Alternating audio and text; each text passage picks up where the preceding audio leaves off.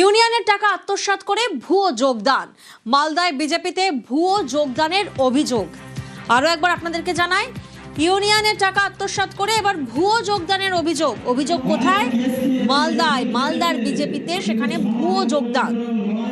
আর এই ভুয়ো যোগদানের খবর ছড়িয়ে পড়তেই তুমুল উত্তেজনা।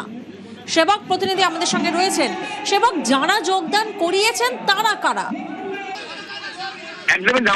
একদমই নজিরবিহীন এই অভিযোগ, যে অভিযোগ সামনে এসেছেন। বিজেপির নেতৃত্ব বলছেন যে যারা যোগদান করিয়েছেন তারা তাদের কেউ নাই, অযাচিত কেউ হবেন। তারাও দলীয় স্তরে পরিচয় যাচাইয়ের চেষ্টা করছেন যে এরা কারা। এদের মধ্যে অর্থাৎ যারা যোগদান করাতে এসেছিলেন তাদের মধ্যেও একজনকে আটক করে রেখে জিজ্ঞাসাবাদ করেন টোটো চালকরা। যদিও এদের পরিচয় এখনো স্পষ্ট হয়নি।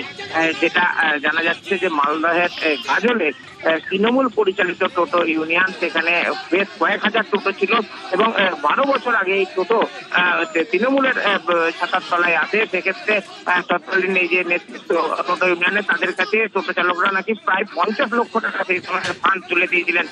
যে টাকার পরিমাণ এখন অনেকটাই বেশি। দীর্ঘদিন ধরে এই টাকার কোনো হিসাব দেওয়া হচ্ছিল না।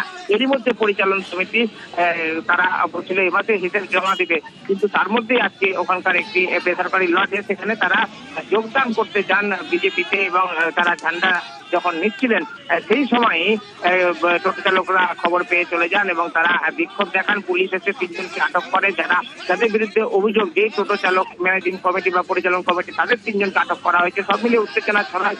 আপাতত ভুয়ো যোগদান পর্ব এমনটাই কিন্তু বলা হচ্ছে বিজেপির তরফ থেকে, যদিও এদের পরিচয় যাচাই চলছে।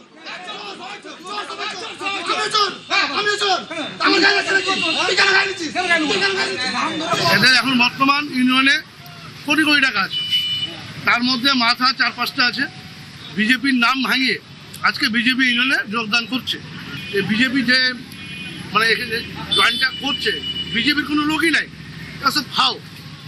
বিজেপির নাম ভাঙিয়ে বিজেপির লোগো লাগিয়ে এখানে হচ্ছে জয়েনিং করাতে, মানে যে কোটি কোটি টাকা রাখা আছে সেই টাকাটা যেন এদের হাত ছাড়া না হয়।